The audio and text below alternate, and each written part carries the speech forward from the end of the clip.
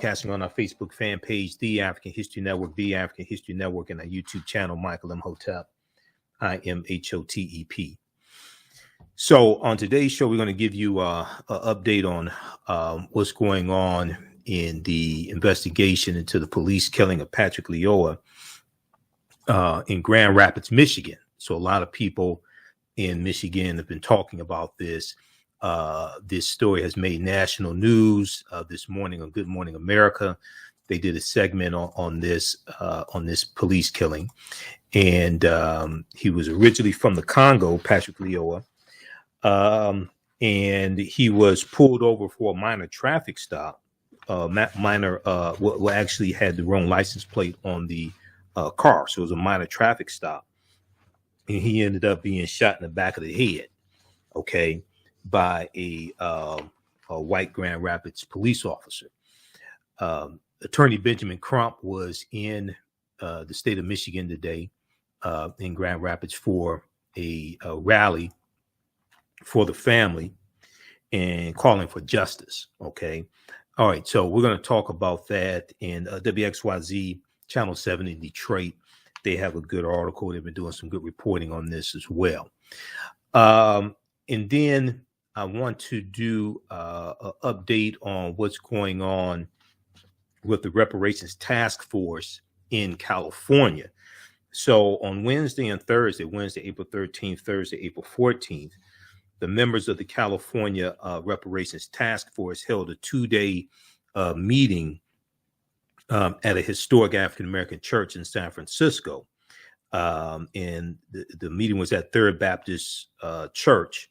And this is to map out the next steps when it comes to the duties of the Reparations Task Force and making recommendations for reparations for African Americans in California who can prove their lineage to former enslaved African people in California. All right, so we'll talk about that, and we'll give a quick update on what happened in the arraignment of Frank James today, the alleged Brooklyn subway shooter. Okay, he was arraigned in court today. And then April 12th, 1787 was the founding of the Free African Society. Okay, the Free African Society, founded by Richard Allen and Absalom Jones, founded the Free African Society in Philadelphia. And this was a mutual aid society, the Free African Society. We're going to talk some about that history. Okay, and we'll also give you a preview of the online class that I teach on Saturdays, Ancient Kemet, the Moors, and the Maafa, Understanding the Transatlantic Slave Trade, what they didn't teach you in school. And we deal with thousands of years of history and what leads up to the transatlantic slave trade taking place. Okay, now on the African History Network show, we focus on educating, empowering, and inspiring people of African descent throughout the diaspora and around the world, because right now it's correct wrong behavior. What you do for yourself, what you do to yourself, and what you allow other people to do to you and get away with is based upon what you think about yourself. What you think about yourself is based upon what you've been taught about yourself. What you've been taught about yourself is based upon everything you've read, heard, and seen about yourself. All right, so let's look at this story here. And when we come back from the break, I have a clip that I'm going to share with you. NBC News also had a story about this. NBC News, they also had some coverage on this as well. Okay. All right, so if we look at this article here from WXYZ Channel 7 here in Detroit, and let me go to this here. Okay, family of Patrick Lyoya, Attorney Benjamin Crump speak after release of police shooting video. And I saw the press conference today. We shared the press conference on our Facebook fan page, The African History Network, while it was happening live. Okay, so you can go back there and watch it, and we're going to try to air a segment of it on today's show if I can get to it. All right, so if we look at this article here, the family of the late Patrick Lyoya, who was shot and killed by a Grand Rapids police officer, spoke during a press conference with civil rights attorney Benjamin Crump Thursday afternoon, April 14th. They are demanding accountability following another death of an unarmed African-American man, or black man in this case, because he was from the Congo of African descent. Another death of an unarmed black man in the U.S. The family's message was clear. You simply cannot shoot someone for resisting arrest and based on the color of their skin. You simply cannot shoot someone for resisting arrest and based on the color of their skin. Now, breaking down in tears, the parents of Patrick Lyoya are heartbroken as they grieve their son's death. Dorcas Lyoya, Patrick's mother, said, I don't know what to do. I cannot stop myself from crying. I was thinking my son was going to bury me, but astonishingly, I am going to bury my son. Okay. I was thinking my son was going to bury me, but astonishingly, I'm going to bury my son. This is what his mother said. Now, Patrick's father, Peter Lyoya, said, my life is, he said, my life has come to an end. My life was Patrick, my son. I was thinking that Patrick would take my place. So it was a very emotional press conference today. I watched all of it. And when we come back from the break, we're going to try to share some of this with you. And I'm trying to see also, let me see, I don't think we're broadcasting on our fan page, the African History Network, for some reason. I have to try to figure out what's going on there. We're broadcasting on YouTube, Michael Imhotep, IMHOTEP on YouTube. I have to see why we're not broadcasting on our fan page. And we're broadcasting on 9:10 a.m. Superstation's Facebook fan page as well. Okay. All right. So now Patrick Lyoya was shot and killed by an unnamed Grand Rapids, Michigan Police Department officer after a traffic stop the morning of April 11th. I'm sorry, the morning of April 4th. The morning of April 4th, 2022. Now, the officer has not been charged yet, so usually they don't release the name of the officer until the officer has been charged. Okay, just so people understand this. Now, on Thursday, the family's attorney cast doubt on some of the facts released, including the officer's body camera shutting off seconds before the gunshot was fired. Quote, it's such a coincidence.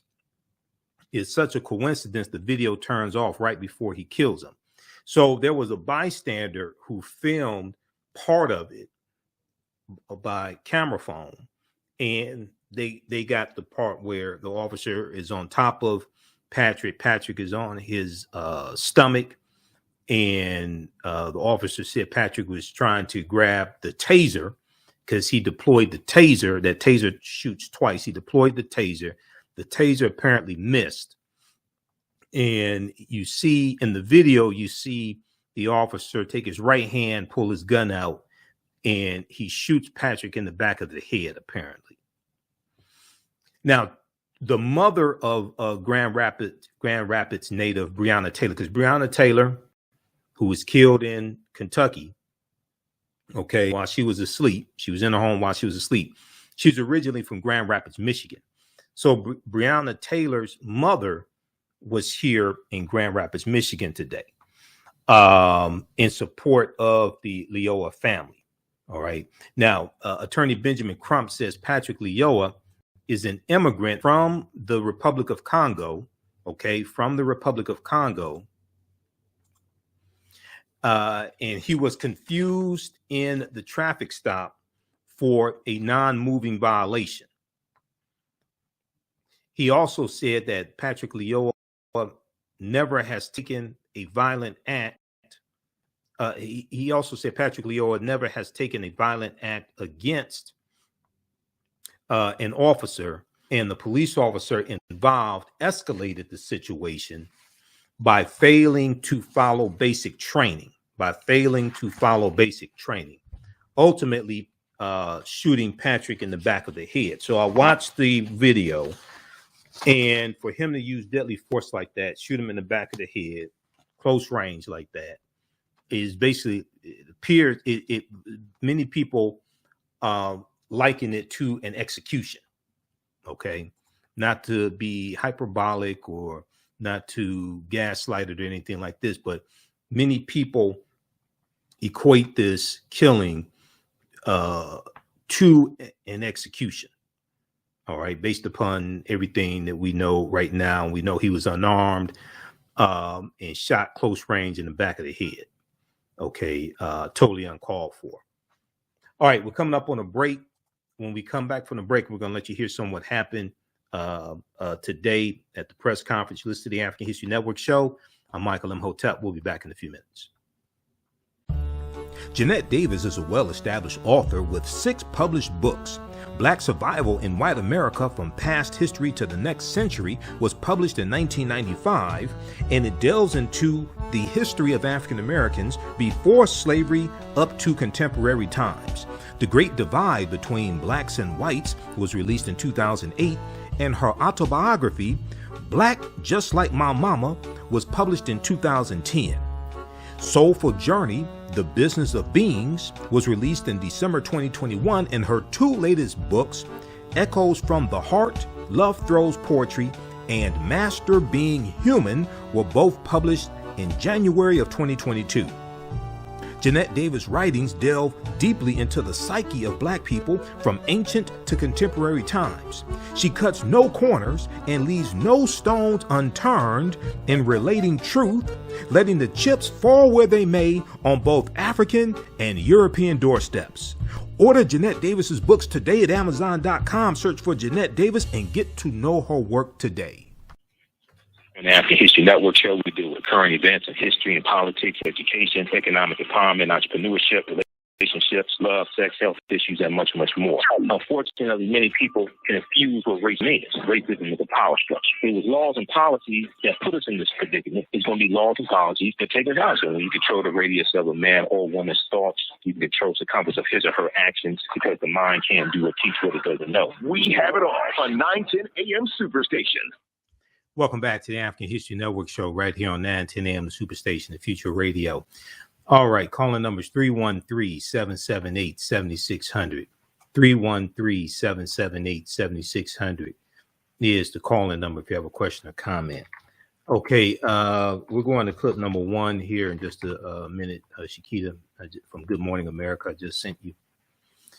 All right, so if we go back, right before the break, we were talking about the killing of Patrick Lyoya that took place April 4th, 2022 in Grand Rapids, Michigan. Okay. And a lot of people, so this has made national news. A lot of people here in Michigan, there's been a lot of local news coverage of it. I live in Detroit, Michigan. So there's been a lot of local news coverage of it.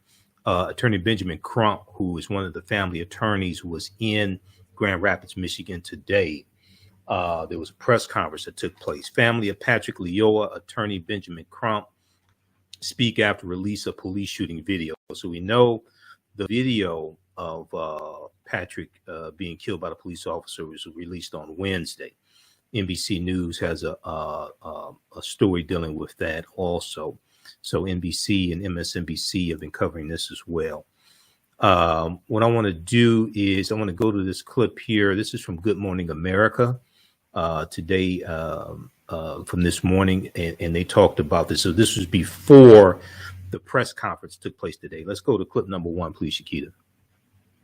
Into a deadly police shooting in Michigan. Overnight protests growing after video was released showing an officer killing a man he had pulled over for a traffic violation. Alex Perez has the latest. Overnight, demonstrators in Grand Rapids, Michigan, demanding the officer who shot Patrick Lyoya be held accountable. After community pressure, authorities Wednesday No. Stop. Put your hands on. releasing video from the officer's body camera, dash camera, a bystander's cell phone, and a nearby security camera, all capturing the fatal encounter April 4th.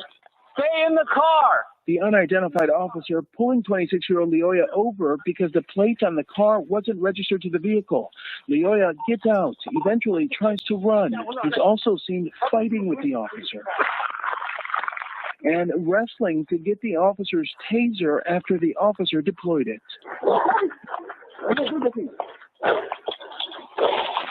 Stop. Okay.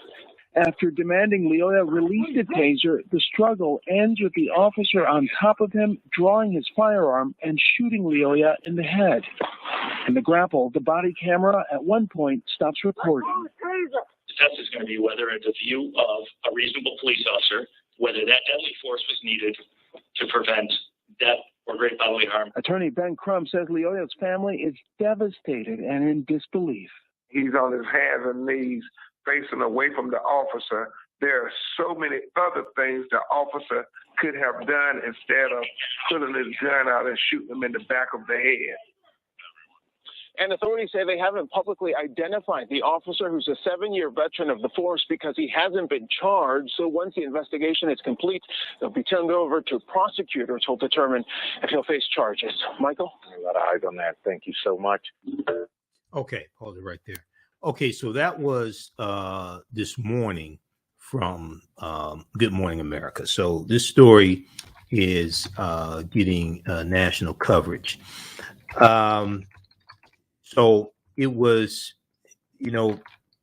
today in the press conference, they showed some still photos, and there were a lot of questions that were asked. And, first of all, why was deadly force needed? Now, the officer, if I remember correctly, has been on the force for 7 years. Okay. His name is not released. He's a white male officer. And watching the video, the deadly force was just totally unnecessary. Okay, Shakita, I just sent you the clip from WXYZ Channel 7. So we're going to go to that in just a minute here. If we go back to this article from WXYZ Channel 7 News here in Detroit, and this article is from April 14th. Okay, so Patrick Lyoya was killed the morning of April 4th, 2022. He was shot and killed by an unnamed Grand Rapids police officer after a traffic stop. On Thursday, the family's attorney cast doubt on some of the facts released, including the officer's body camera shutting off seconds before the gunshot was fired. Okay, now, Breonna Taylor's mother was here in Grand Rapids, Michigan also today. Now, Attorney Benjamin Crump said that Patrick Lyoya, an immigrant from the Republic of Congo, was confused in the traffic stop for a non-moving violation, He also said that Patrick Lyoya has never taken violent action against a police officer, and the police officer involved escalated the situation by failing to follow basic training, ultimately shooting Patrick in the back of the head. What was wrong with calling for backup? Okay, it wasn't like Patrick murdered someone or robbed someone. He was stopped for a traffic violation. Now, Benjamin Crump says the officer had no right to use lethal force and must be terminated and charged for this crime and after killing the father of young children. So from my understanding, Patrick had 2 children. Okay, they in this article they have the video, so you can watch that because I'm not going to show it here. But read this article from WXYZ Channel 7. Family of Patrick Lyoya, Attorney Benjamin Crump speak after release of police shooting video. Shakita, let's go to clip number 2. This is from WXYZ Channel 7 today. Let's go to this clip. Just a second here. Also read this article from now HuffingtonPost.com had a good article. We posted the article from Huffington Post on our Facebook fan page, The African History Network. Here's an article from NBC News. I'm going to pull up the one from the Huffington Post also that we posted this morning. Okay. Grand Rapids police released video footage of Officer fatally shooting Patrick Lyoya. Okay, do we have the clip from WXYZ queued up?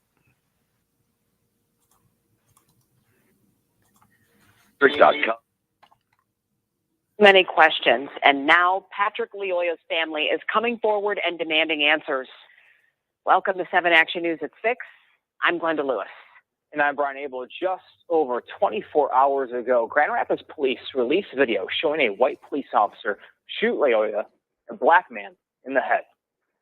Parents tearfully coming forward today alongside well-known civil rights attorney Ben Crump.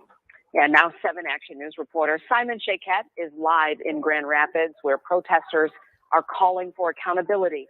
Simon.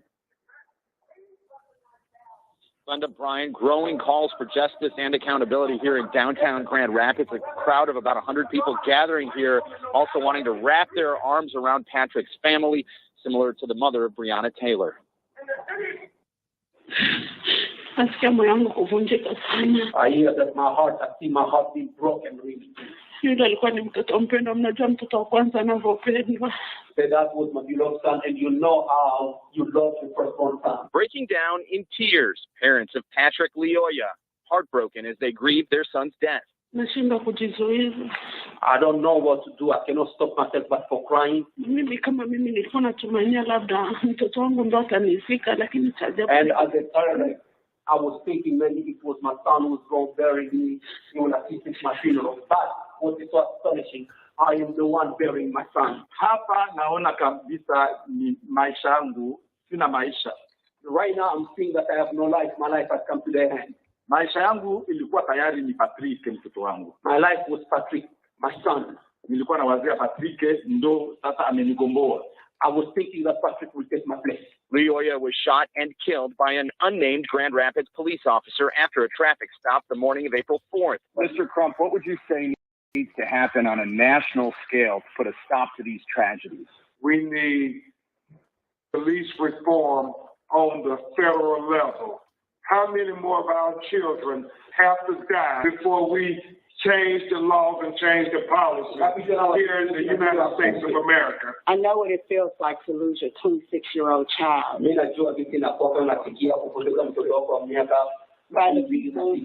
Who are supposed to protect and serve us. We can't keep letting these people kill our children. Joined by the mother of Breonna Taylor, attorney Ben Crump saying Patrick, an immigrant from the Republic of Congo, was confused in the stop for a non-moving violation. 1950, got one on it. Also, Patrick never has taken a violent act against an officer, and the officer escalated the situation, failing to follow basic training, ultimately shooting Patrick in the back of the head. What was so wrong about him calling for backup? It wasn't like Patrick had murdered someone. Okay, pause it right there. The officer had no right to. Pause it right there. We're coming up on a break. Just back it up about 20 seconds or so. Okay, we'll pick it up from there. You listen to the African History Network show right here on 910 AM Superstation WFDF. We'll continue this on the other side of the break. Also, we'll talk about the California Reparations Taskforce and their 2-day meeting that took place in San Francisco Wednesday and Thursday. We'll be back in a few minutes. What does self-care mean to you? To us, it's an opportunity to reconnect with nature. A chance to create something remarkable. At Sage and Elm Apothecary, our handcrafted skincare and household products immerse you in Earth's sweetest nectar, connecting you to nature in a way you never imagined. See for yourself and visit us at sageandelmapothecary.com.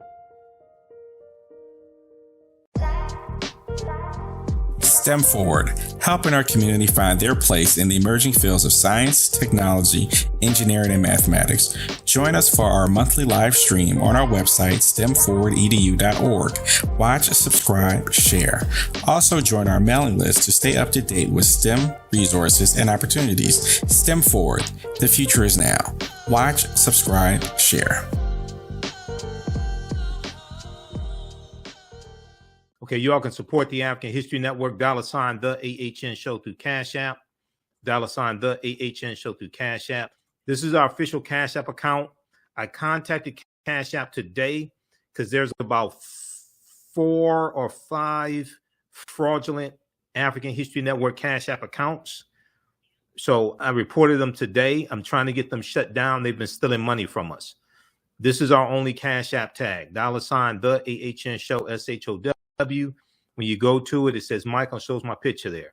There are other ones that are using our logo and their variations. They put this tag here. So their actual tag, Cash App tag, is the AHNS, but for the name, they put $ the AHN Show to scam people. This one here is $ the AHN Show, but their actual Cash App tag is $ the AHN SHO. They can't do SHOW because that's mine. So there's about 4 or 5 of them I reported today because they've been stealing money from us. This is our actual Cash App tag. Okay. So I posted a link. We have it on the homepage of our website, AfricanHistoryNetwork.com. We also have the yellow PayPal donate button. Okay. So you can support us. This helps us keep doing the research, stay on the air, keep broadcasting, pay some of the bills, etc. Okay. Back from break in 3 minutes. Stand by. The work that I do is larger than the fashion industry. It's larger than the art world. And I believe that I was born to bring newness into this world. I'm Kaima McIntyre. I'm 24 years old and I'm an artist. I create everything from paintings to jewelry design, metaphysical jewelry to be specific, and fashion design.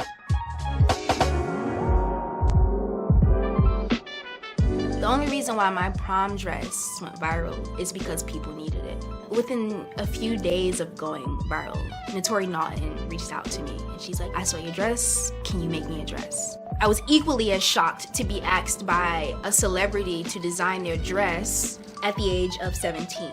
That's just one person, and the list just continues to go on, to Janet Jackson, to Tyra Banks. It really hits home. That means that the discussion is happening on the grounds in real time.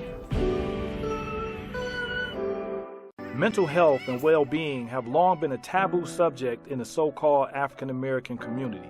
So I enlisted the help of mental health experts, thought leaders, and activists to help kill the ghost of Willie Lynch and heal from post-traumatic slave syndrome. We experience trauma a lot of times on a subconscious level. So sometimes something happens to us and we know that it's traumatizing, but we don't really recognize the extent of the trauma. Welcome back to the African History Network show right here on 910 a.m. the Superstation, the Future Radio. I'm your host, Brother Michael Imhotep. It's Thursday, April 14th, 2022. And we are live. Call-in number is 313-778-7600 is the call-in number. If you have a question or comment, 313-778-7600 is the call-in number. If you have a question or comment. Okay. So right before the break, I was sharing this segment from WXYZ Channel 7 that from what happened today with it was a press conference held in a rally at a church in Grand Rapids for the family of Patrick Lyoya and calling for justice for Patrick, who was killed April 4th by a Grand Rapids police officer. Okay. Let's go back to the rest of the clip, please, Shakita. Escalated the situation, failing to follow basic training, ultimately shooting Patrick in the back of the head. What was so wrong about him calling for backup? It wasn't like Patrick had murdered someone. Hey, stay in the car! Crump saying the officer had no right to use lethal force and must be terminated and charged for this crime after killing a father of young children. Just like these protesters, the family attorney also questioning how that officer's body camera happened to shut off just seconds before that gunshot was fired. Ryan, back to you. And Simon, maybe perhaps eerily, I know that you're at Rosa Parks Circle right now, right next to Breonna Taylor Way. Does the family have a timeline for filing the lawsuit in this case? That's something that we asked about. The attorney for the family saying, first things first, they want to have the name of that officer released. Also, they want to spend some time with experts reviewing all the footage, all of the facts before they actually do that filing. But they want to do it soon. They just don't have an exact date set so far. Back to you. All right, Simon Shakette Force in Grand Rapids. Simon, thank you. Okay. All right. Thanks, Shakita. Okay. So that was from Channel 7 WXYZ. That was from April 14th, 2022. If we go to this article from the Huffington Post that came out Wednesday, April 13th. Grand Rapids police released video footage of officer fatally shooting Patrick Lyoya. 4 videos depict a prolonged struggle before the unnamed officer is seen shooting Lyoya in the back of the head.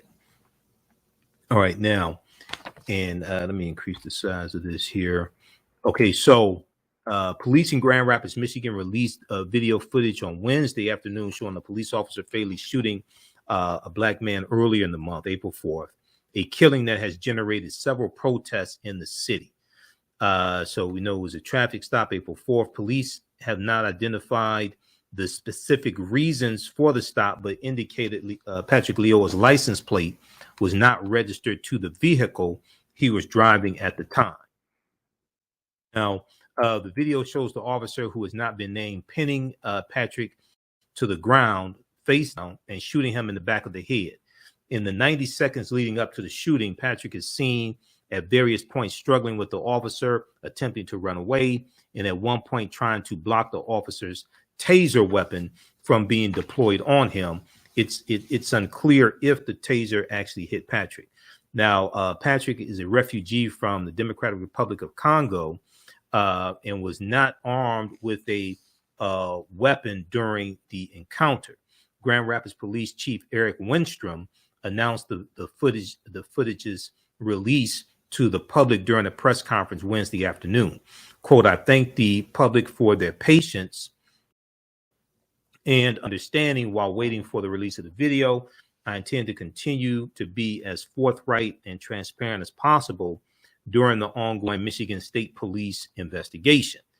Okay, so the Michigan Police are taking over this investigation, basically, while maintaining my duty to protect the integrity of that investigation in the interests of justice and accountability. So read the rest of this article here. And we'll have more on this next week. All right. Calling numbers 313-778-7600. 313-778-7600 is the calling number if you have a question or comment. Now, I want to go to this next story here. And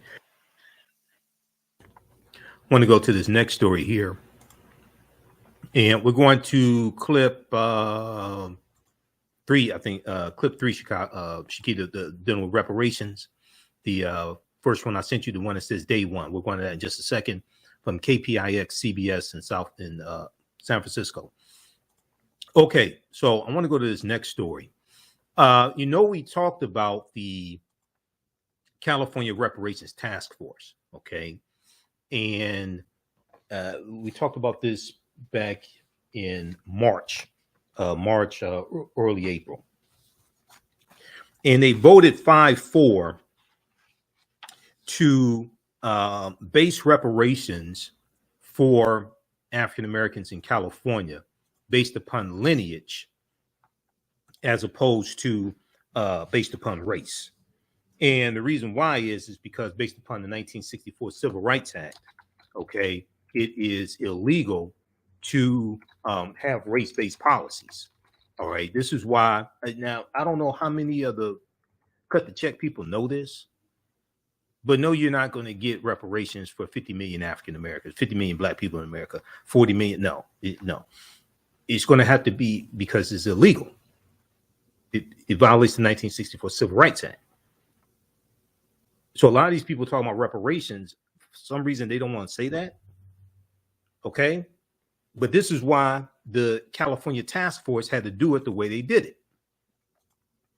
So if we look at this article here from, this is from the New York Times from March 30th, 2022.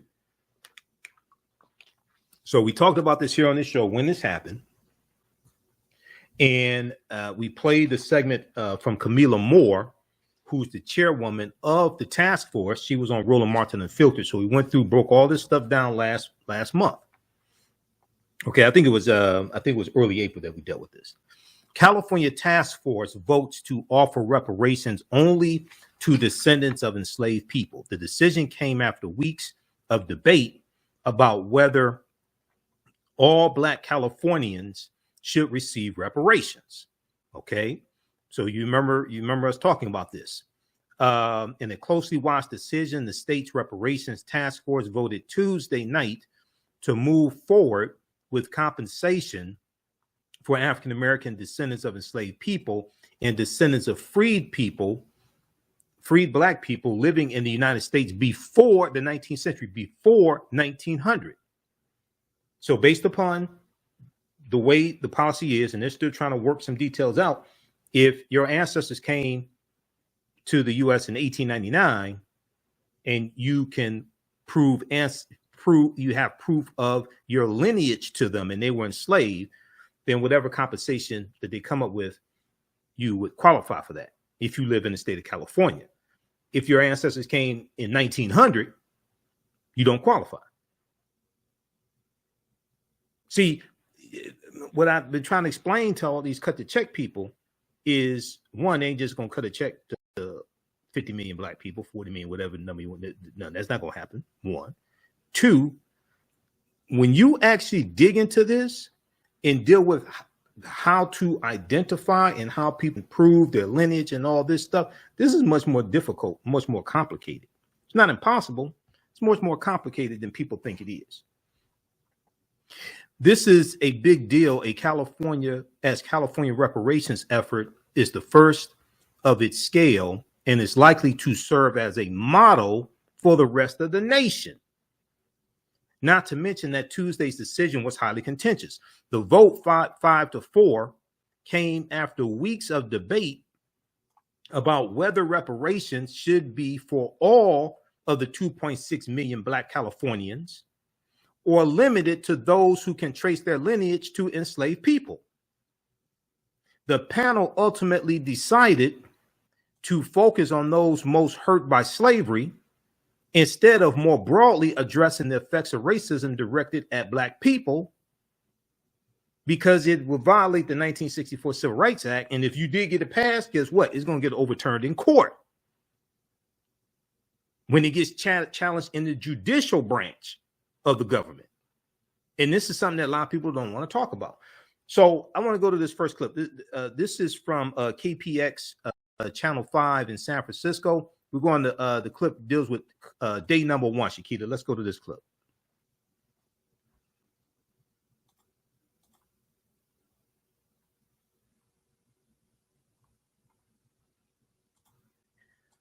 Way toward what restitution might look like for descendants of enslaved people.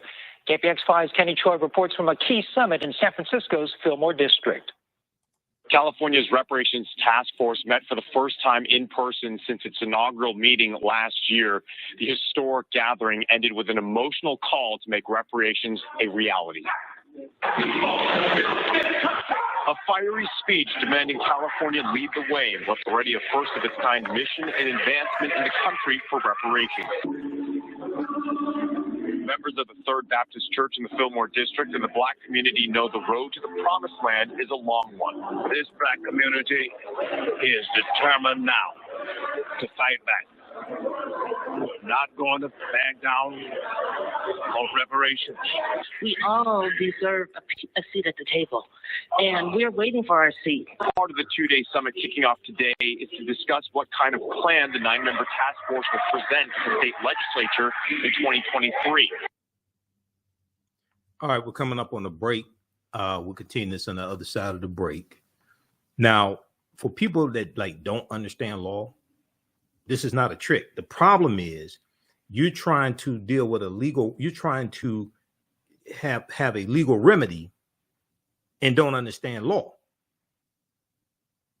No, they ain't gonna cut a check to 2.6 million black people.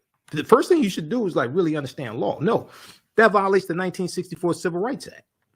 If you actually research the debates that were taking place with the 5-4 commission, with the 5-4 vote, if you actually go watch the segment that we did on our show a couple of weeks ago, and I shared the segment from Roland Martin Unfiltered where Camila Moore, who's the chairwoman of the commission, explained why they had to do what they had to do, and Dr. Greg Carr, who's a historian and chair of the Afro-American Studies Department at Howard University, and he was one of the people that testified at the task force meeting. They explained why they had to do it based upon lineage as opposed to race. The problem is people are out here talking about reparations and have no clue what the hell they're talking about. And they're pimping our people, getting them hyped on something that they're never going to get. Just like Invoke said, never going to get it, never going to get it. You ain't going to get it that way. You listen to the African History Network show. We'll be back in a few minutes. Abundant Capital Group is a real estate investment company with over 20 years of experience in real estate. They specialize in 2 areas of real estate. 1, they solve real estate problems with creative financing solutions that give the seller the most money for their property. And 2, they show individuals how to get a higher rate of return on their investment capital with real estate note investing. If you are looking to sell or need to sell your property, here is what they provide. Market value offer, even if you have little or no equity. They typically pay all closing costs, which can be thousands of dollars. They close on a date of the seller's choosing, and the seller does not have to be out of the house at the time of closing. They take the property in an as-is condition, and the seller is not required to make any repairs. Give them a call or email them today for a free consultation and see how they can help you with your real estate needs. Call them at 973-475-8488. That's 973-475-8488. Visit their website, abundantcapitalgroup.com. That's abundantcapitalgroup.com. And email them at acg@abundantcapitalgroup.com. Follow them on Instagram and Facebook at Abundant Capital Group. STEM Forward, helping our community find their place in the emerging fields of science, technology, engineering, and mathematics. Join us for our monthly live stream on our website, stemforwardedu.org. Watch, subscribe, share. Also join our mailing list to stay up to date with STEM resources and opportunities. STEM Forward, the future is now. Watch, subscribe, share. Welcome back to the African History Network show right here on 910 AM, the Superstation, the Future Radio. I'm your host, Brother Michael Imhotep. Okay, back, I think was that the end of that clip, Shakita? Let me know. Let's look at this article here from the Associated Press. So there were a number of different stories written about this. Most of them, a lot of them, I looked at one from one of the affiliates, Channel 5. Who is this? KCRA Channel 3, KCRA Channel 3, the California area. And this one here, they picked up by the Associated Press. Okay, so here's the article from the Associated Press on this meeting. Once again, if you're going to talk about reparations and you're dealing, and reparations deals with law, the first thing your dumb ass needs to do is go study law. Okay, as opposed to talking about cut the check. That's just nonsense. I don't know where these people come from with this Simple Simon ass nonsense. Members of California's first in the nation Reparations Taskforce convened in a historic African-American church in San Francisco on Wednesday, April 13th, making their own history as they work to educate the public and develop a restitution proposal for the people harmed by the institution of slavery. We're going to clip 2 in just a second, Shakita, from day 2, KPIX. Okay, the 2-day meeting at the Third Baptist Church in the city's Fillmore district was the first time the 9-member task force gathered in person since its inaugural meeting nearly 2 years ago. Okay, since its inaugural meeting nearly 2 years ago. The meeting comes more than comes mere weeks after the group voted to limit restitution to descendants of enslaved Black people. Okay, they have a link here. You can go read the rest of this. Okay, morning attendance was light, but the emotions largely jubilant. About a dozen speakers lined up for public comment. Some thanking the task force members for undertaking the critical work, and it's hard work too, because you have to structure this in a way where it withstands legal challenges. Okay, compare this to the $4 billion in debt relief for African-American farmers and Latino farmers and Native American farmers that was in the $1.9 trillion American Rescue Plan. Well, white farmers sued and said that their constitutional rights were being violated because they can't qualify for the debt forgiveness also. And the whole case is tied up in court. The debt forgiveness has not been distributed basically to the farmers because it's tied up in court. Now, John Boyd, president of the Black Farmers Union, said they're going to fight this all the way to the U.S. Supreme Court. But you're dealing with law, okay? And that restitution, that this is not even $4 billion in cash payments. This is $4 billion in debt forgiveness, okay? It was put into it was Senator Raphael Warnock, Senator Cory Booker, and others put this into the American Rescue Plan to give some type of debt relief, especially to African-American farmers who have been discriminated against for the past 100 years by the U.S. Department of Agriculture and the federal government. But that's tied up in court. So what do you think is going to happen to this with reparations? That's why they have to structure it in a way that they have to do it to withstand a legal challenge so it doesn't get struck down by the judicial branch of the government. Because the judicial branch of the government interprets law from the legislative branch of the government, and they can either uphold a law or strike it down based upon it being constitutional or unconstitutional. Let's go to clip number 2. This is about day 2. This is from Thursday, April 14th. Force and Reparations is meeting for a second day of testimony. It comes as California leads the way toward what restitution might look like for descendants of people who were enslaved. KPIX 5's Justin Andrews is live from the newsroom this morning. And Justin, this continues to be just such an emotional and passionate conversation. Absolutely, Lynn. The task force will be hearing another full day of testimony and public comments this morning during its 9 o'clock meeting. Yesterday's meeting, though, ended with an emotional plea to make reparations a reality. Pastors and Black community members making it loud and clear they will not back down on reparations. We all deserve a seat at the table, and we're waiting for our seat. And they are not giving up in that fight for that seat. Some were saying every Black person in America faces a symbolic chokehold every single time they leave their homes. California is leading the nation when it comes to Reparations Taskforce, whose job and mission is to study, develop reparation proposals for Black people and recommend appropriate remedy based on its findings. They'll be meeting again today at Third Baptist Church. And the reason that's pointed out is because that's the historic Fillmore district, once a neighborhood thriving with Black businesses, Black nightclubs, and Black shops until redevelopment forced them out. This Black community is determined now to fight back. We're not going to back down on reparations. This night is a launching pad for bigger and better things to happen. Today, that 9-member task force will continue working on what it plans to present to the state legislature next year. Advocates say compensation could include free college housing assistance, and also grants to churches and other organizations.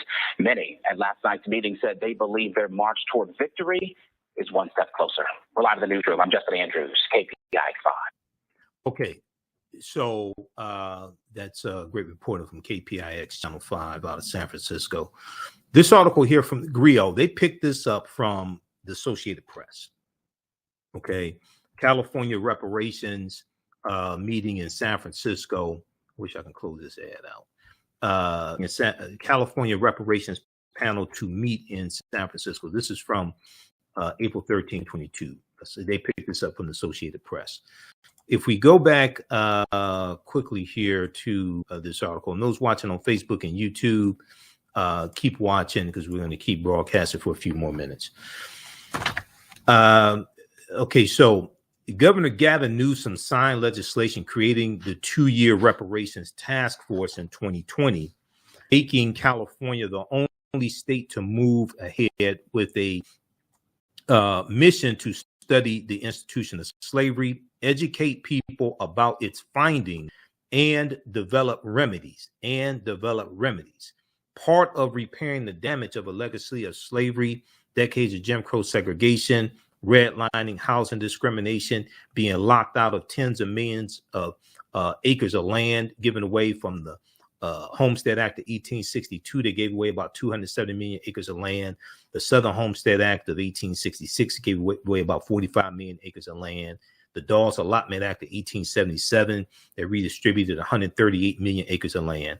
Okay, all these laws and policies, you can look at the GI Bill in 1944, 1945, discrimination with that. This helped to maldistribute wealth pond resources into the hands of Europeans. So part of repairing the damage, you also have to change the laws and policies that are currently in place that continue to inflict harm and damage on African Americans.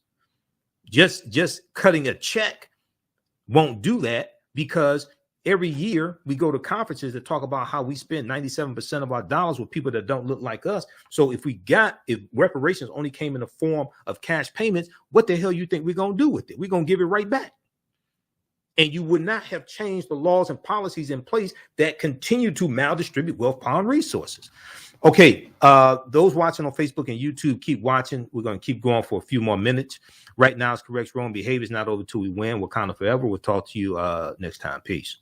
Then also you can support the African History Network, $ the AHN Show through Cash App, $ the AHN Show through Cash App, also through PayPal, paypal.me/the AHN Show.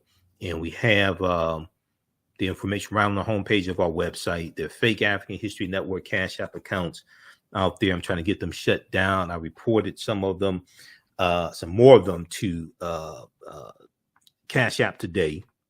Okay, so I'm trying to get them shut down because they've been stealing money from us. This is our only Cash App account. Our tag is $ the AHN Show, SHOW. So if you type it in, type in the whole thing, SHOW. When you go to it, it says Michael and shows my picture there. These other ones here, other ones using our logo, all those are fake African History Network Cash App accounts. You see this one, their actual tag is $ the AHNS. But for their name, they put $ the AHN Show to scam people. This one here, their tag, their Cash App tag is $ the AHNSHO. But to scam people, they put as their name $ the AHN Show. Okay, and there are other ones out there that I reported today also. It's a Cash App, so I'm trying to get them shut down. We have our tag here. You can click right there, right on the homepage of our website. And then we also have the yellow donate button for PayPal also. Okay. You can register for the online classes I teach on Saturdays and Sundays. So our next class is Saturday, April 16th, Ancient Kemet, the Moors, and Maafa, Understanding the Transatlantic Slave Trade, what they didn't teach you in school, 2 p.m. to 4 p.m. Eastern Standard Time. So we do the sessions live. All the sessions are archived and recorded. We have about 10 weeks of class already archived. So you can watch it anytime. Even after the course is over with, you can still go back and why would they give grants to churches when they are already a nonprofit? Why do they give grants to nonprofits in the first place? Why nonprofit 501c3 nonprofits get grants? Why do they give grants to nonprofit organizations? Why do they give grants to Head Start organizations? Come on, people.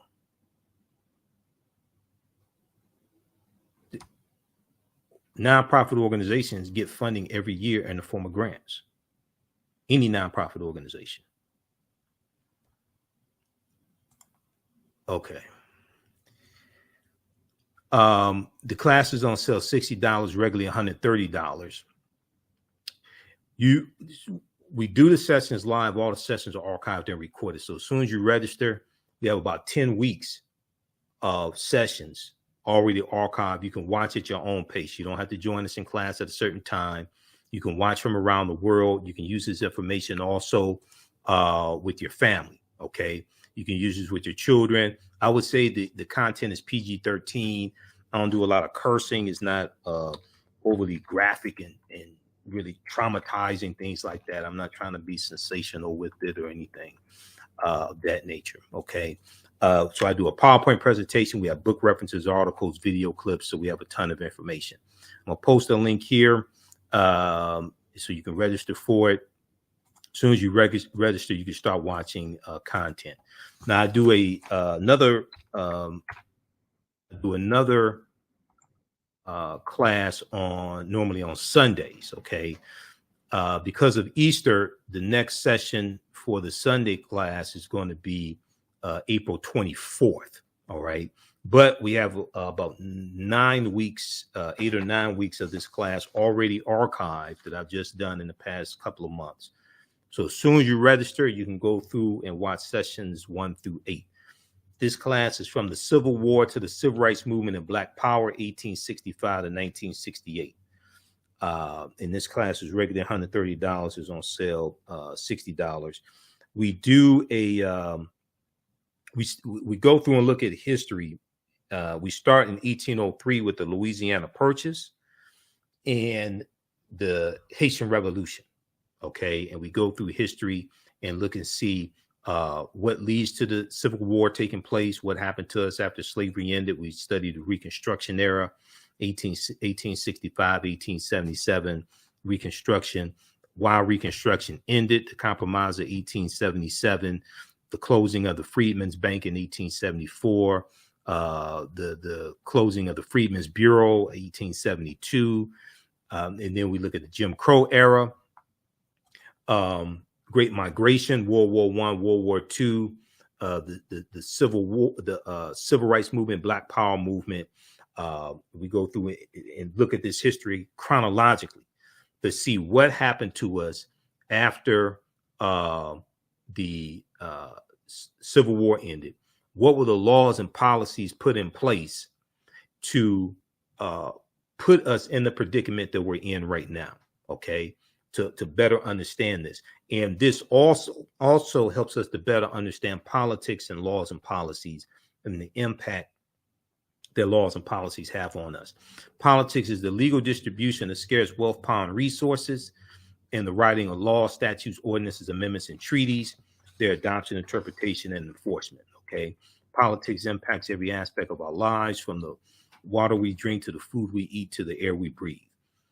All right. So you can register for that. That's at AfricanHistoryNetwork.com. We just posted the link here as well. Okay.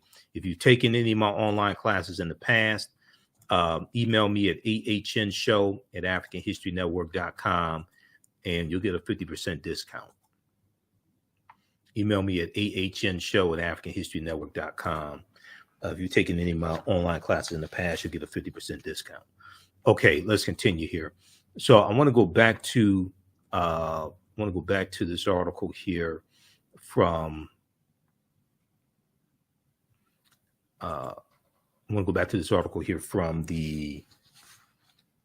this is from the Associated Press. And this deals with the 2-day meeting that the California Reparations Taskforce had. Okay, so Wednesday's meeting was held in a neighborhood once thriving with African-American nightclubs and shops until government redevelopment forced out residents. Okay, and we know we're going to see a lot of this take place because the U.S. Interstate Highway Acts in 1952 and 1956. Well, we're going to see eminent domain implemented even before then to wipe out a lot of the business districts we owned and homes we owned, things of this nature.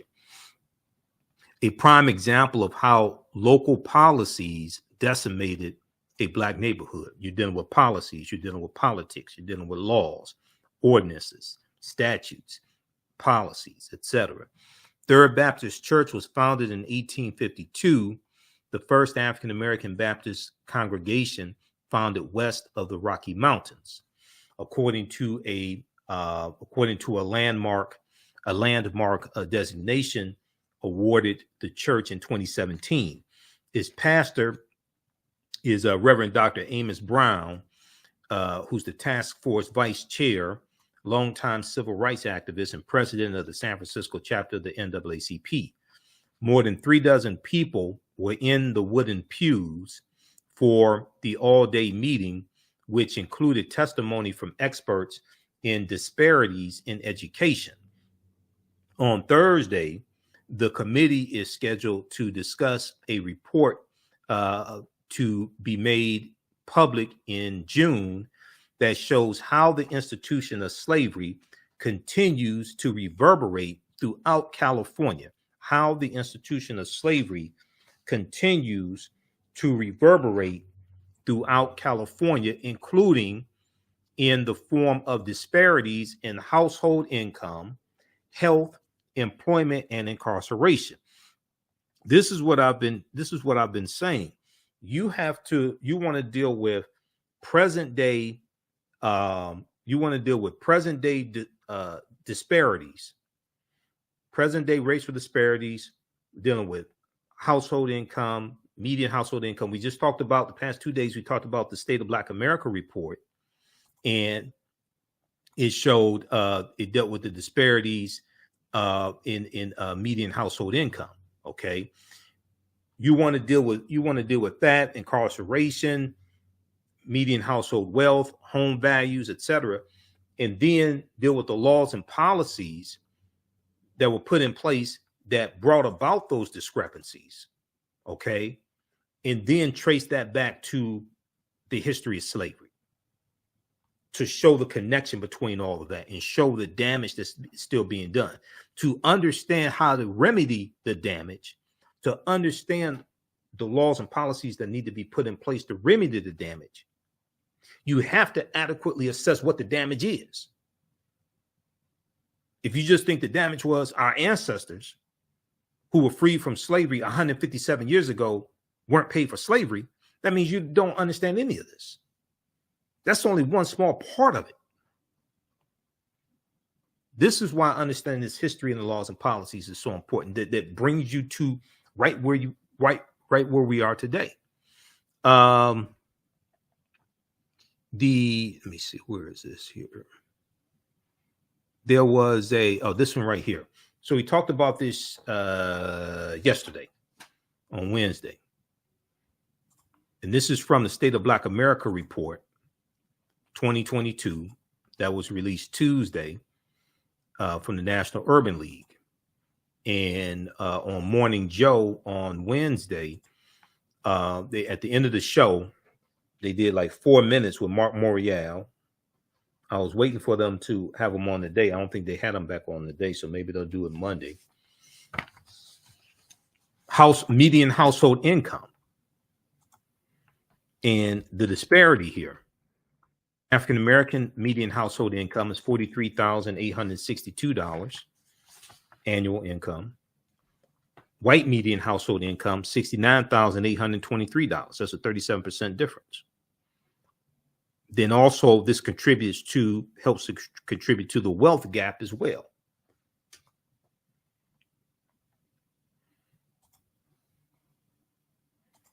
All right, now if we go back to this article here.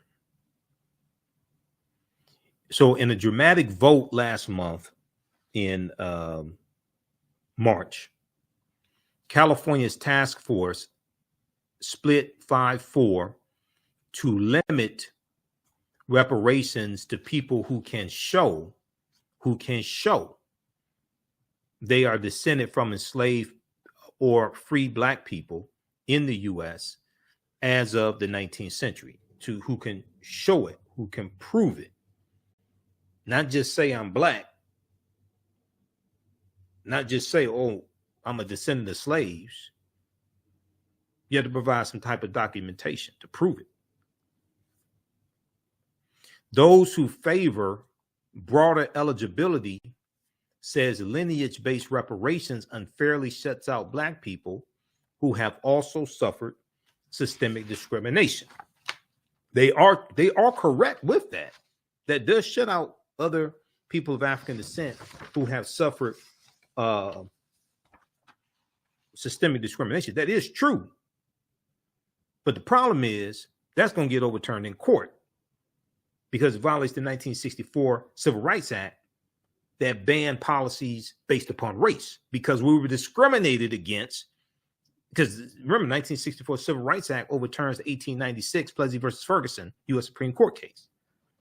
We were being discriminated against based upon race.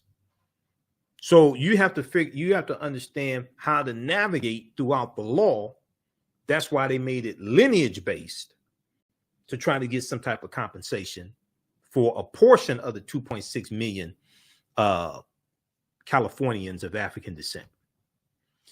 But Josiah Williams, a member of the Coalition for Just and Equitable California in Oakland, said the vote validated African Americans who have striving throughout history to make society more equitable for everyone else, only to watch as some minority groups receive compensation, but not them. Well, minority groups, they're not going to be able to, I don't know if you're talking about something else, but they're not going to be able to take advantage of this. This isn't about excluding anyone. It's about making sure we get what we need for our own people. Like we're trying to breathe, said Williams 37. We're just trying to get repair for the first time. Now, several members, now it's also important to note, and when we talk about legal arguments, one of the legal arguments for reparations is based upon the Black Freedmen Indian Treaties of 1866 also, because keep in mind those, I don't know the exact number, but it was thousands of people of African descent who were enslaved by the Choctaw, Chickasaw Creek, Cherokee, and Seminole Indians. They got compensation. They were awarded land. They became members of those Native American nations, have full voting rights, basically got free taxes, not property taxes, but free taxes. Some of them got free college tuition. A lot of them got some type of compensation. This is how you get a Sarah Rector. Sarah Rector, who became the richest Afro-American girl in early 1900s, right around 1911, 1912, when oil was discovered on her land in Oklahoma, that she was awarded, her and her family was awarded because of the Dawes Allotment Act of 1887. Now, several members in the audience were with his coalition, which worked on the legislation to get the task force created, but others were learning about the state's reparations efforts for the first time, as well as the possibility of having to collect paperwork to prove their eligibility for restitution. Okay. All right. So read the rest of this here. Read the rest of this article. This is Reparations Advocates Toast Historic Moment in San Francisco, April 13th, 2022. This is from the Associated Press. All right, now, okay. Okay, so he was apprehended yesterday. He was arraigned today. Okay, if we look at this here from immediate release from the Eastern District of New York, Department of Justice. Okay, this is from the Eastern District of New York.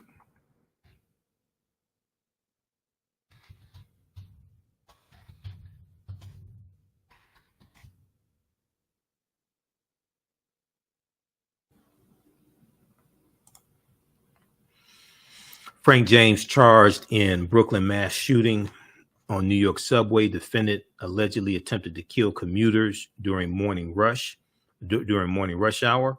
A criminal complaint was unsealed today in federal court in Brooklyn, charging Frank James with conducting a violent act on a mass transportation vehicle in violation of 18 U.S.C. 1992, Section A7 and Section B1. The charge, terrorist attacks or other violence against a mass transportation system. Okay, the charge, terrorist attacks or other violence against a mass transportation system relates to the April 12, 2022 mass shooting on the New York City subway in Sunset Park, Brooklyn. Frank James was arrested earlier today. So this is from Wednesday, April 13th. Okay, he was arrested earlier Wednesday, April 13th, by New York City police officers in Manhattan, and will make his initial appearance tomorrow, Thursday. United States Magistrate Judge Roanne L. Before United States Magistrate Judge Roanne L. Mann. Okay, I want to go to this clip here. This is from NBC Nightly News today. Just a second. Let me go to this clip.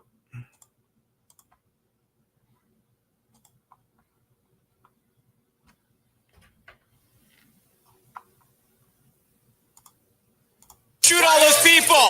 After a massive manhunt, today Frank James appeared in federal... Why'd you shoot all those people? After a massive manhunt, today Frank James appeared in federal court, wearing a green jail uniform, sitting silently with his attorneys, only nodding yes when the judge asked if he understood the charge he's facing, committing a terrorist act or other violence against a mass transportation system. Prosecutors argued James should be denied bail, saying the attack during Tuesday morning's rush hour was carefully planned, causing terror through the entire city. After releasing smoke in a crowded train, investigators say he fired 33 rounds before his gun jammed. Police say during the chaos, James shed the distinctive construction worker jacket he was wearing when he entered the station and fled on a train across the platform, blending in with other riders. Defense attorneys requested a psychiatric evaluation and asked the public not to rush to judgment. He called Crime Stoppers to help.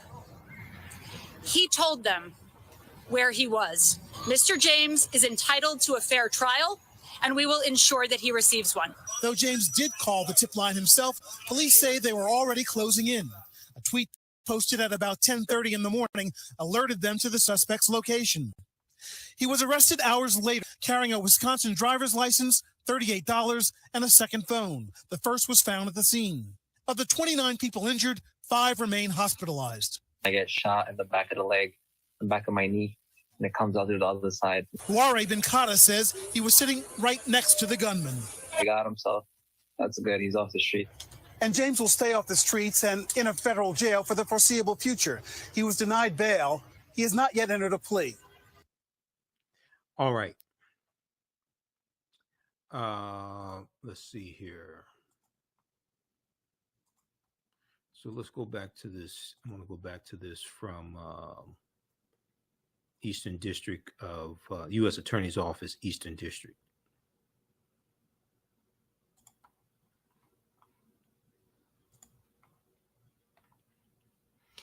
So Breon Peace, United States Attorney for the Eastern District of New York, Michael Driscoll, Assistant Director in Charge, Federal Bureau of Investigation, New York Field Office, John DeVito, Special Agent, and others announced the arrest and charge. So this was at a so there was a press conference yesterday. So some of these people were at the press conference on Wednesday.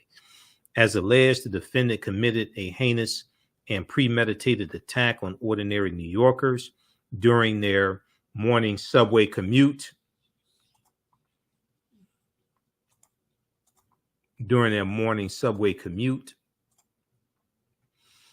All New Yorkers, stated United States Attorney Breon Peace.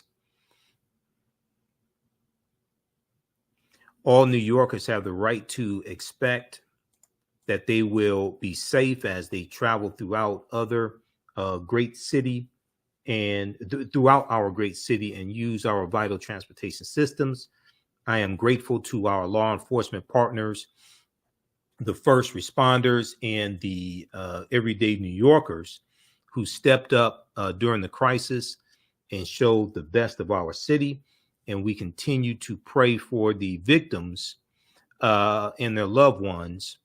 We continue to pray for the victims and their loved ones as they recover from this traumatic event, both physically and emotionally.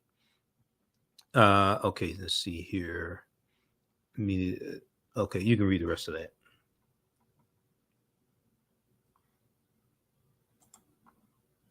All right, now.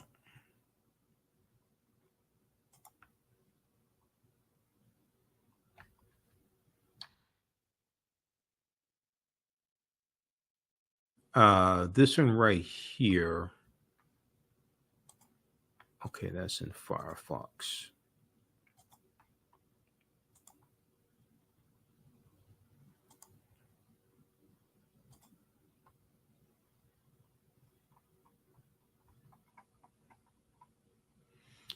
Brooklyn subway shooting suspect Frank James has stockpile of weapons, prosecutors say.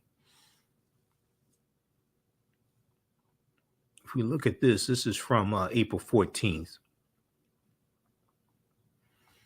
So the man accused of opening fire on a rush hour New York subway car did so with premeditated intentions and had access to a stockpile of weapons, prosecutors said Thursday.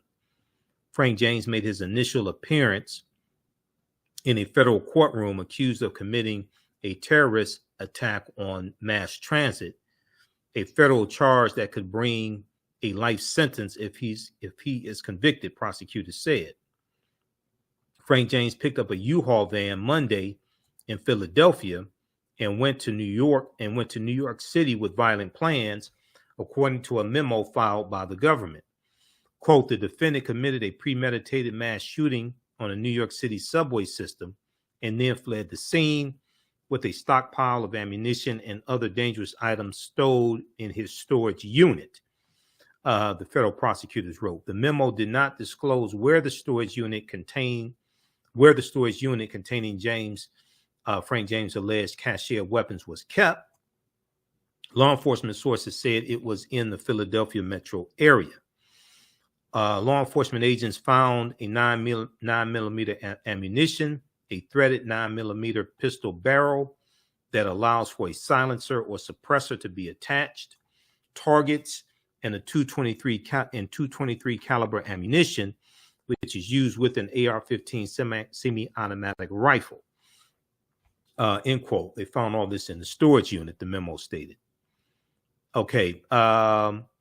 When Frank James arrived in Brooklyn, he was armed with all the weapons and tools he needed to carry out the mass attack, including a Glock pistol, a container of gasoline, a torch, and fireworks, prosecutors said. Okay, you can read the rest of this also. This is at NBCnews.com. Brooklyn subway shooting suspect Frank James has stockpile of weapons, prosecutors say. So check that out. That's from April 14th. All right, now I want to go to this last story here. This deals with the founding of the Free African Society, founded April 12th, 1787. April 12th. So April 12th was the anniversary of the founding of the Free African Society. And this is something that we talk about in some of the online classes that I teach, like ancient Kemet, the Moors, and the Maafa, understanding the transatlantic slave trade, what they didn't teach you in school.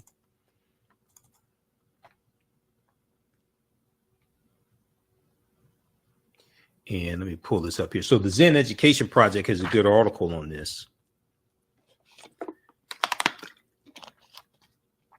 April 12, 1787, the Free African Society founded. And it's founded by Richard Allen and Absalom Jones.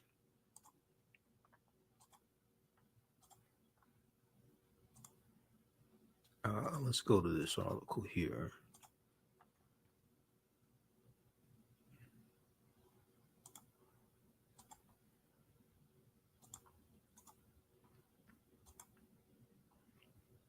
April 12, 1787.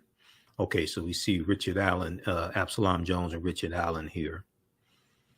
On April 12, 1787, Richard Allen and Absalom Jones founded the Free African Society in Philadelphia to be a multi-denomination mutual aid organization for freed African Americans so that they could gather strength and develop leaders in the community. So they could gather strength and develop leaders in the community. And we have a deep, rich history of cooperatives, mutual aid societies, things like this, and using cooperative economics. We have a deep, rich history of this. Dr. Jessica Gordon Nemhard's book, Collective Courage, deals with this history. Where's Collective Courage? I have the book here. It's in, let me see what was the book. This one right here. This one right here, Collective Courage by Dr. Jessica Gordon Nemhard. A History of African American Cooperative Economic Thought and Practice. So this deals with our deep, rich history of engaging of the co-ops, the cooperatives, and engaging in cooperative economics. And these were principles that we brought with us from Africa. The Free African Society was a benevolent organization grounded in Christian religious faith and operating outside denominational differences to serve the social needs of Black Philadelphians. In the Encyclopedia of Greater Philadelphia, it notes, talking about the Free African Society, members in good standing could expect a number of benefits from the mutual aid fund, particularly in the first years of the society.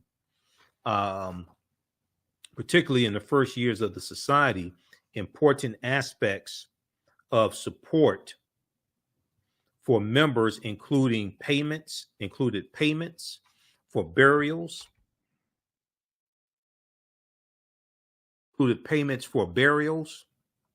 and providing financial aid for widows and other family members of the deceased, finding apprenticeships for children to learn a trade, and paying tuition for members' children if places in free schools were not available. Over time, the Free African Society expanded to care for the social and economic well-being of its members by providing moral guidance, by helping newcomers to the city feel welcome, and by giving assistance during periods of financial difficulty brought on by unemployment or sickness. So they were using the co-ops, they were using cooperative economics to help African Americans in the late 1700s, going into the 1800s. The sick society, the society also took on the task of assisting the sick during the yellow fever epidemic in 1793. Members nursed the sick, dug graves, and buried the dead, and transported the ill to quarters outside of the city where they could be quarantined or given medical aid.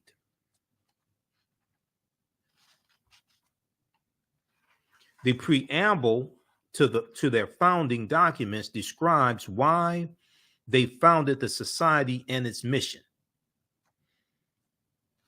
And it says, whereas Absalom Jones and Richard Allen, two men of the African race, because many of us were still identifying with Africa at this point, two men of the African race who for their religious life and conversation have obtained a good report among men, these persons from a love to the people of their complexion, these persons from a love to the people of their complexion whom they beheld with sorrow because of their irreligious and uncivilized state, often commune together upon this painful and important subject in order to form some kind of religious society, but there being too few to be found under the like concern,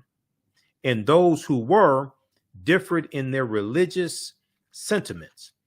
With these circumstances, they labored for some time till it was proposed, after a serious communication of sentiments, that a society should be formed without regard to religious tenets.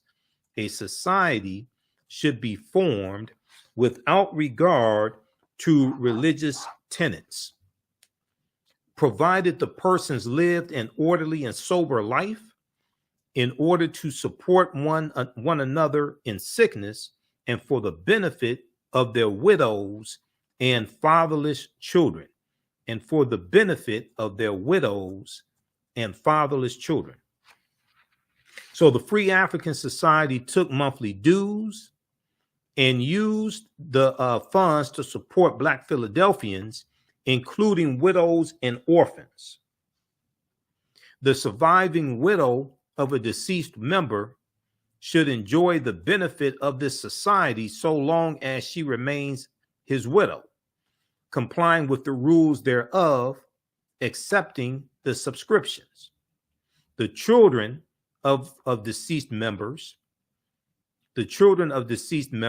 be under the care of the society so far as to pay for the education of their children if they cannot attend the free school, also to put them out apprentices to suitable trades or places if required.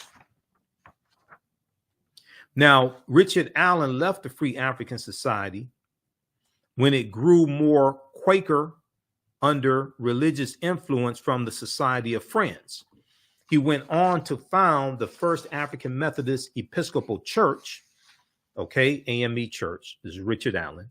He went on to found the First African Methodist Episcopal Church, Mother Bethel AME Church, in 1794.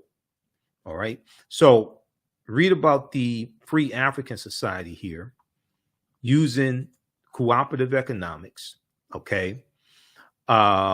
This is at zeneducationproject.org.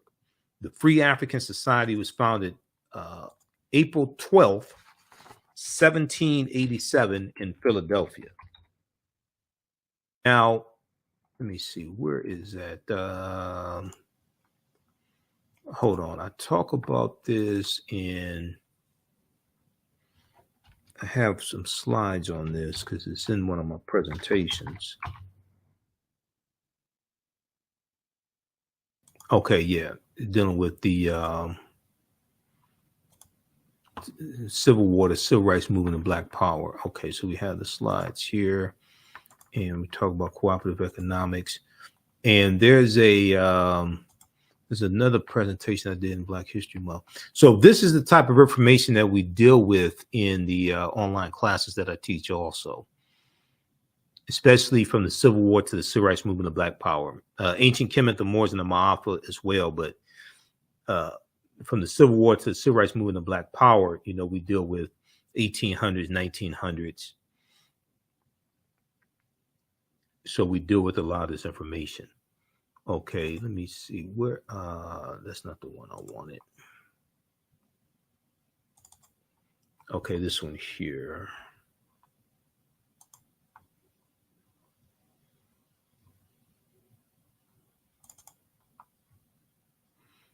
And if we look at this here, what is that?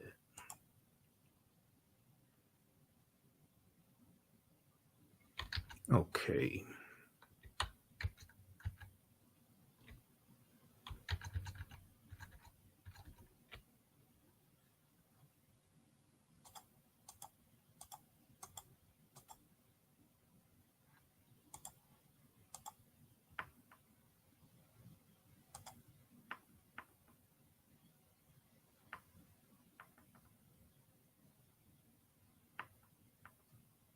Well, you know, clutch and stick. If you actually do the research, you do know that more white people are killed each year by police than African Americans, right? Year after year after year after year. It's just that the body camera footage and dash cam footage, you don't see that on MSNBC and CNN. White people get killed by police. If you go to WashingtonPost.com, and they have probably the most comprehensive database dealing with police shootings. It's called Fatal Force. Okay. And they break it down by race. They break it down by whether the person was armed or unarmed, etc. Each year, there are more white people killed by police than African Americans. And what happens is that because it doesn't make it to cable news, because those videos don't go viral on social media, you don't have an uproar. If those videos went viral on social media, like videos when African Americans are killed by police, you would have an uproar. You have an uproar from white people. It's like a well-kept secret. Okay, and read this article here from Washington Post. Video shows officer fatally shooting Patrick Lyoya in Michigan. This is from Thursday, April 14th. All right, and in this article here, they talk about the multiple videos released. I think they talk about right here. Yet in the years since, the rate of police shootings has remained steady, as have the victim demographics, according to tracking by the Washington Post. Black people have been shot at more than twice the rate as white people, and most shooting victims are young and male, according to the Washington Post analysis. So far this year, there have been 255 shootings. But when you actually go and research this, and I've been looking at Fatal Force each year, since I've been looking at this since they started doing this. I think it was 2012, 2014, they started doing it, something like that. But I've been researching this in their database, the Washington Post database, since they started keeping track of this. And where did that go? Right here, Fatal Force. So the question that I ask, especially when I do my lectures, and this is going back to 2016 when I did the lecture dealing with the history of Richard Nixon's war on drugs and the history of the war on drugs in this country going back to 1875 and the anti-opium laws in California targeting Chinese men who were working on the railroads. Where are the dash cam videos and cell phone videos of white people who were shot and killed by police? And why don't we see those on cable news? And why don't we see those going viral like it is when we're killed? Because they exist. And if you look here, you can go break this down. You can download the data, read about the methodology. If we look at, let me see, every fatal shoot. Okay, 2015, yeah. So they started doing this in 2015. I've been reading this since they started in 2015, keeping track of this. They usually have jump to the database. That's what I want, the database right here. So then they break it down where you can search. They have it broken down, police killings by state. Okay.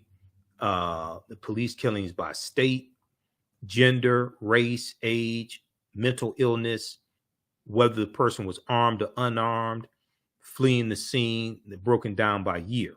Okay. They have the name, and what they do is they go look at local news reports and newspaper reports and things like this and compile this database from that. Now, if you look at let's go back and look at this here. Then I have to get out of here. You break it down by race.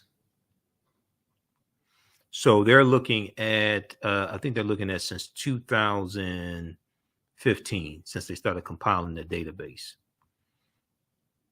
White people killed by police, 3,022. Black people killed by police, 1,593. Hispanics, 1,088. Other, 243. Unknown, 1,300. Okay. If we look by year, let's look at 2020 is not complete. So let's look at 2021. They recorded 1,554 people killed by police. Now, some of these killings, I'm not gonna lie, some of them are justified. Okay, if you rob a bank and the police tell you drop the gun, drop the money, you shoot at the police, what do you think they're gonna do? They're gonna shoot your ass. That's what's gonna happen. But there are a lot of cases where it's unjustified. The person's unarmed, the person's running away and they get shot in the back. Or in the case with Patrick Lyoya, even though there was a struggle, he's on his stomach, the officer's on his back. He may have had his hand on the taser, but the officer pulls out his gun and shoots him in the back of the head. That's unjustified.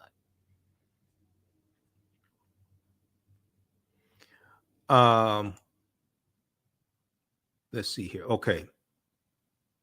1,054 people shot and killed by police. That was in 2021. So then you can break it down by I want to look at race. In 2021, I want to look at race. So in 2021, there were 234 white people shot and killed by police. 139 African Americans, 66 Hispanics, 8 classified as other, 607 unknown. But each year that you go through, each year, year after year after year after year, there are more white people shot and killed by police than African Americans. Now we know that white people are the majority population in this country, 57% as of the 2022 census, which was the first time that the U.S. population of white people dropped below 60% since 1790. But why isn't this all over the news that there are more white people shot and killed by police each year than African Americans? Because as long as police brutality and unjust killings by police, things like this, as long as that is a black issue or a Latino issue, is really not going to change. When you start making this a white issue and you start showing the pictures, see in Congress, when they talk about the George Floyd Justice and Policing Act, what they should do, first of all respect to George Floyd and his family. They should not have named the bill after George Floyd. People keep doing this symbolic stuff. They should not have named the bill after George Floyd.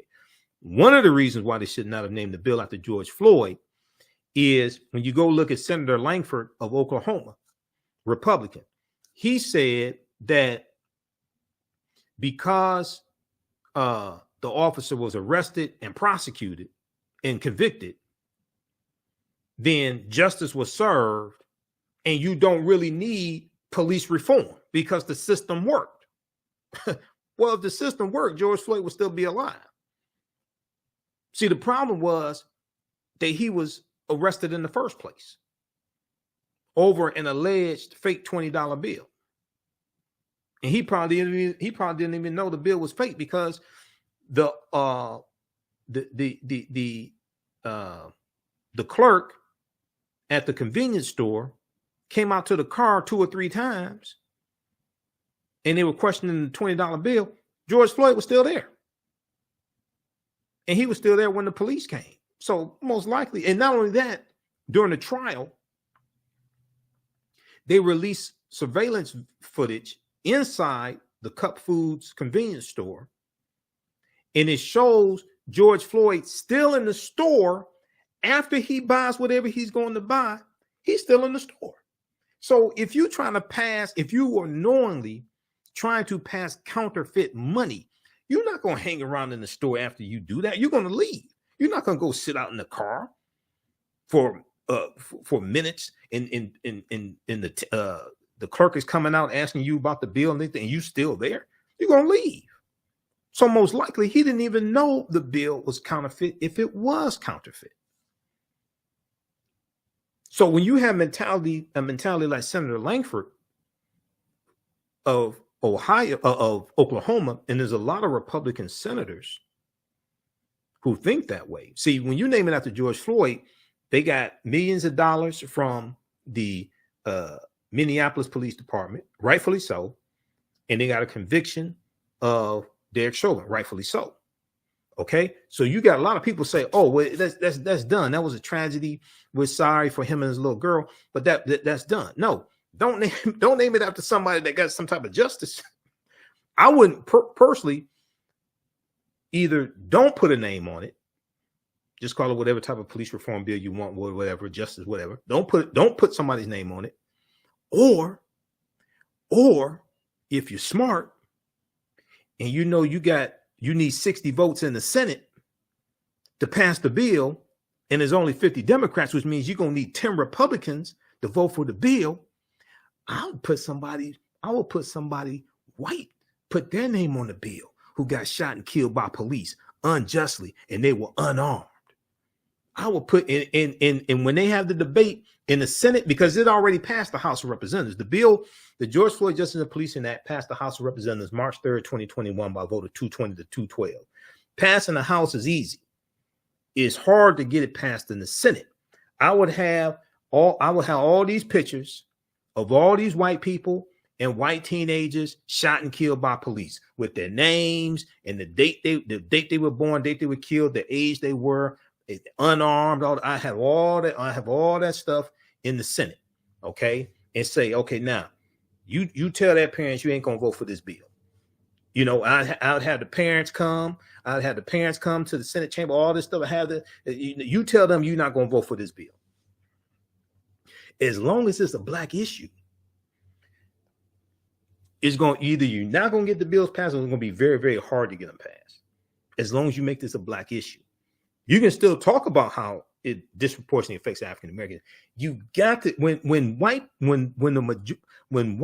there are more white people killed each year by police, and all you got to do is go study the data.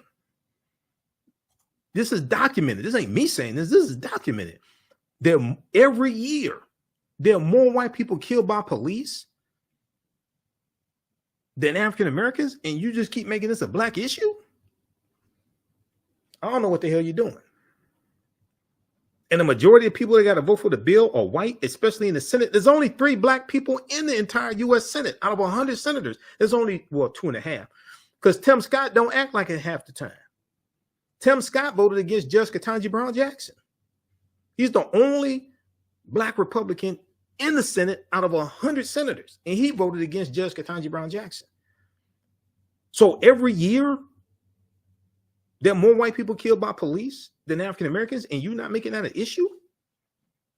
I don't know what you're doing. So go research this. I really don't know. They mean well, but you don't understand strategy. And then this is an economic issue, because when they have to pay out millions of dollars, the cities have to pay out millions of dollars. That's money that could have been used for other things. Could have been used for education. Could be used for healthcare. Could be used fixed roads. All different types of things like that, which impacts taxpayers, which impacts white people.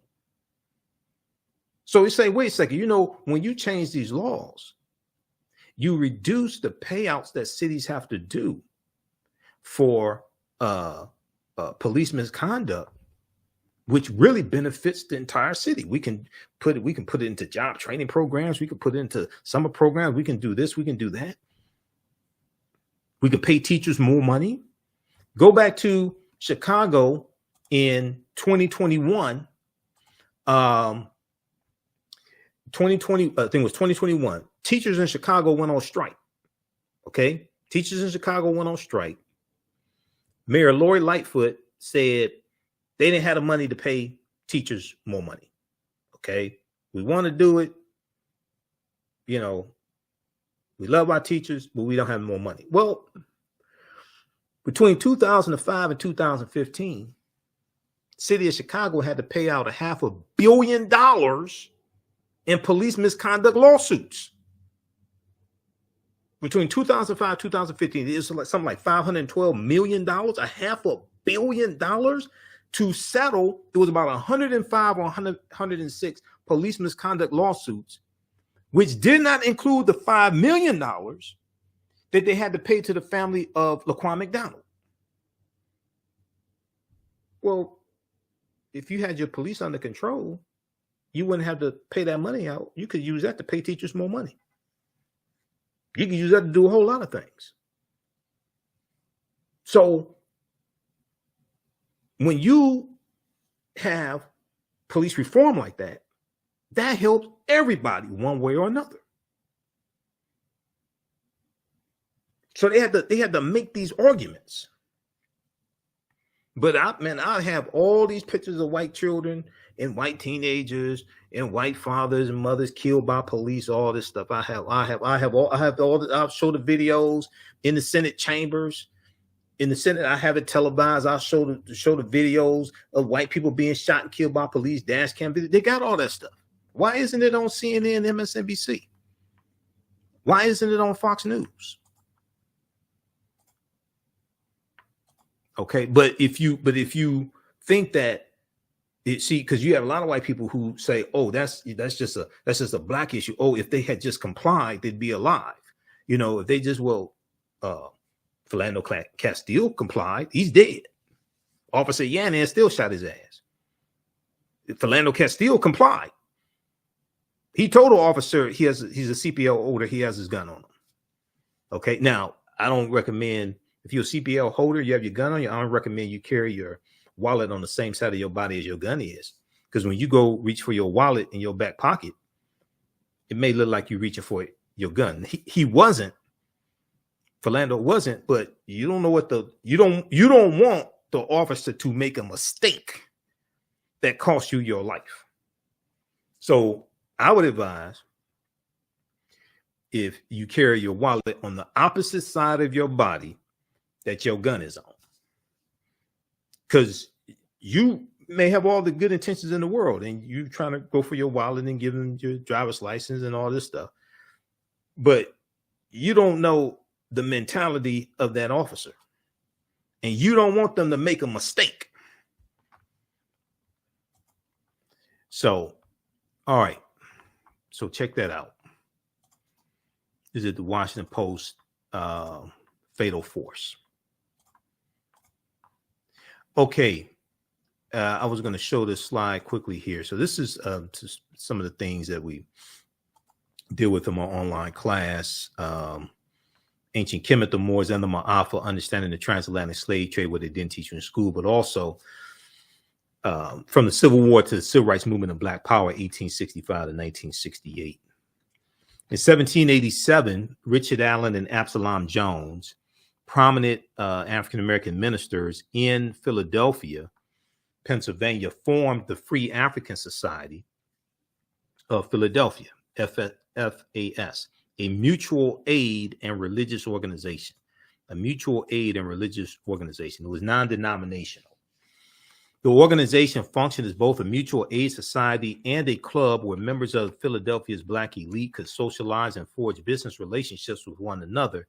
By 1794, the society had become large enough to accomplish its original goal when members built their own house of worship, St. Thomas African Episcopal Church.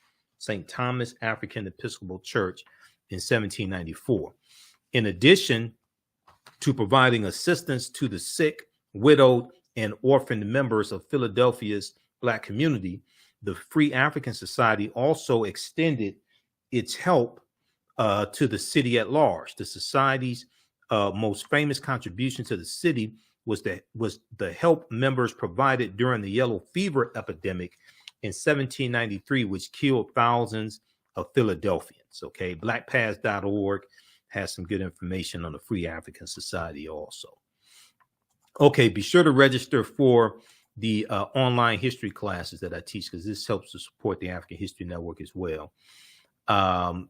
Ancient Kemet, the Moors, and the Maafa Understanding the Transatlantic Slave Trade, what they didn't teach you in school.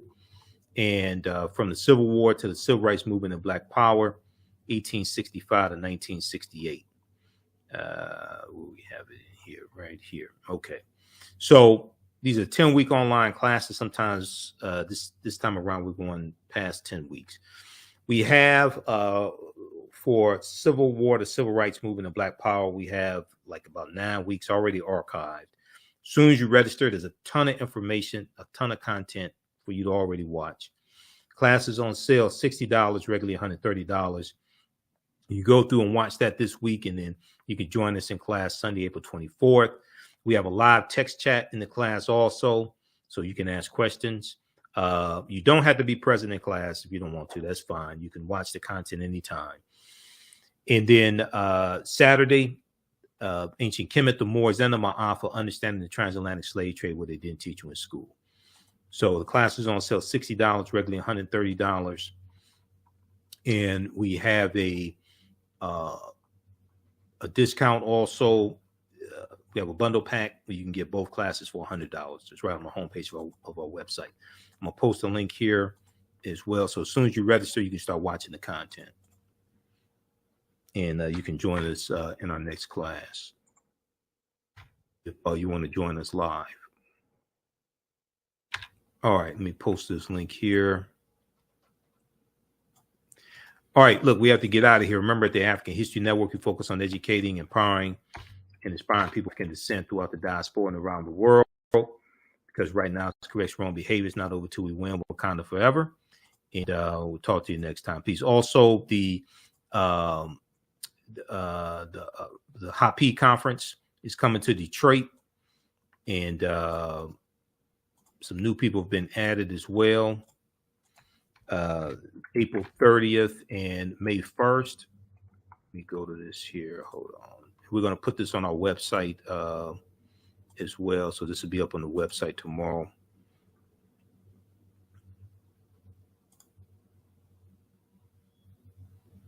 Okay.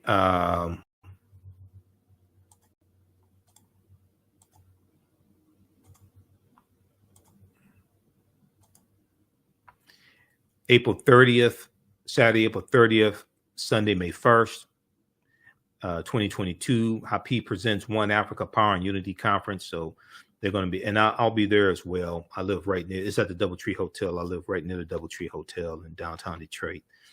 So Dr. Leonard Jeffries, Professor James Small are going to be there. Dr. Rosalind Jeffries, added Scheherazade Ali, Riza Islam, Dr. Alicia Watkins. There are going to be presentations from all these people. Professor Kabahai Wata Kamene, who's one of my teachers as well. He's going to do a presentation. So we're going to have presentations, workshops from these various scholars. Dr. Mawulana Karinga also. You can join us in person at the Doubletree Hotel, or you can register to watch via live stream. You can watch from around the world via live stream also. Okay, so tickets are $50 to $135. It's a 2-day conference. I'll be there. I'll have a vendor booth also. I may be on one of the panel discussions or something like that. But we're going to post a link here also. Okay, here we go. One Africa Power and Unity Conference. So you can register for this. They gave me my own link. So you can register for this here. So we'll post information right here. All right. But we have to get out of here. Remember, right now it's correct strong behavior is not over till we win Wakanda forever. And we'll talk to you next time. Peace. Jeanette Davis is a well-established author with 6 published books. Black Survival in White America from Past History to the Next Century was published in 1995, and it delves into the history of African Americans before slavery up to contemporary times. The Great Divide Between Blacks and Whites was released in 2008, and her autobiography, Black Just Like My Mama, was published in 2010. Soulful Journey, The Business of Beings, was released in December 2021, and her 2 latest books, Echoes from the Heart, Love Throws Poetry, and Master Being Human, were both published in January of 2022. Jeanette Davis' writings delve deeply into the psyche of Black people from ancient to contemporary times. She cuts no corners and leaves no stones unturned in relating truth, letting the chips fall where they may on both African and European doorsteps. Order Jeanette Davis's books today at Amazon.com. Search for Jeanette Davis and get to know her work today. The work that I do is larger than the fashion industry. It's larger than the art world. And I believe that I was born to bring newness into this world. I'm Kaima McIntyre. I'm 24 years old and I'm an artist. I create everything from paintings to jewelry design, metaphysical jewelry to be specific, and fashion design. The only reason why my prom dress went viral is because people needed it. Within a few days of going viral, Naturi Naughton reached out to me and she's like, I saw your dress, can you make me a dress? I was equally as shocked to be asked by a celebrity to design their dress at the age of 17. That's just one person, and the list just continues to go on to Janet Jackson, to Tyra Banks. It really hits home. That means that the discussion is happening on the grounds in real time.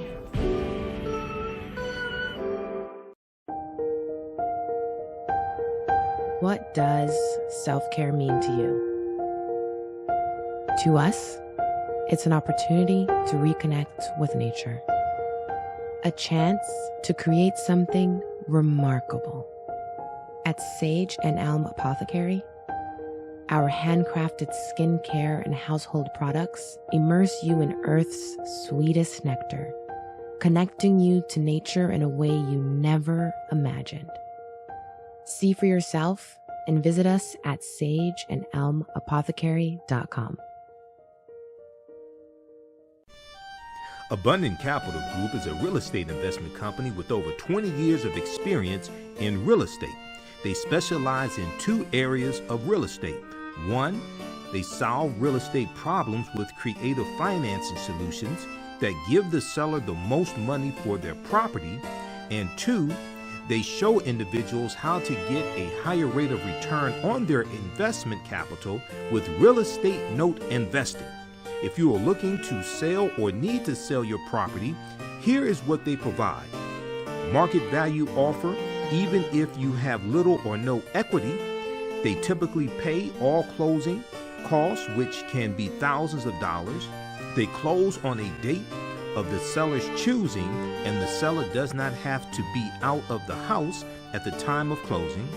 They take the property in an as-is condition, and the seller is not required to make any repairs. Give them a call or email them today for a free consultation and see how they can help you with your real estate needs. Call them at 973-475-8488. That's 973-475-8488. Visit their website, abundantcapitalgroup.com. That's abundantcapitalgroup.com. And email them at acg@abundantcapitalgroup.com. Follow them on Instagram and Facebook at Abundant